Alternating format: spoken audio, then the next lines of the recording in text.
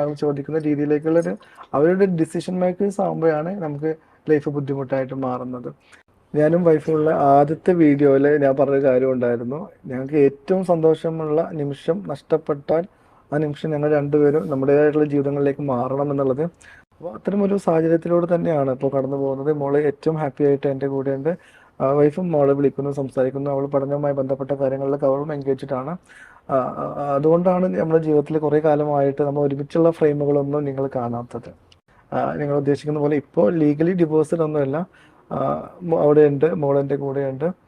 തീർച്ചയായും ഈ ഒരു വീഡിയോ വെളിവന്നതിന് ശേഷമുണ്ട് ഈ ഒരുപാട് പേര് ഇത് കണക്ക് വന്നിട്ടുണ്ട്. ഈ ശിവാവിൻ്റെ ഭാര്യയെ പറ്റിയൊക്കെ ഒരുപാട് പേര് പറയുന്നുണ്ട്. അവളാണ് ഇത് കണക്ക് ഇട്ടിട്ട് പോയെന്നുള്ള രീതിയിലൊക്കെ മോശമായിട്ടുള്ള രീതിയിലൊക്കെ ഒരുപാട് പേര് സംസാരിക്കുന്നുണ്ടായിരുന്നു. ഇതുണ്ടെങ്കിൽ നമുക്ക് എന്താണ് നടന്നതെന്ന് ഇതുവരെ അറിയാൻ സാധിച്ചില്ല. അവർ രണ്ടുപേരുടെ സൈഡിൽ നിന്ന് എന്താണ് സംഭവിച്ചതെന്ന് ഒരു കാര്യം ഇതുവരെ വിശദീകരിച്ചില്ല. ഒറ്റ കാര്യം ഇതാണെങ്കിൽ ശിഖാവ് പറഞ്ഞതെന്ന് പറഞ്ഞാൽ തങ്ങൾക്കുണ്ടെങ്കിൽ നേരത്തെ ഇതാണൊക്കെ പറഞ്ഞിട്ടുള്ളതാണ്, ജീവിതത്തിൽ സന്തോഷം നഷ്ടപ്പെട്ടാലോ അല്ലെങ്കിൽ ആ ഒരു നിമിഷം നഷ്ടപ്പെട്ടാലോ തീർച്ചയായിട്ടും ഉണ്ടെങ്കിൽ രണ്ടുപേരുടെ ജീവിതം നോക്കി പോകുന്നുള്ള രീതിയിൽ മാത്രമേ ഈ വീഡിയോയിലായാലും പറഞ്ഞിട്ടുള്ളൂ.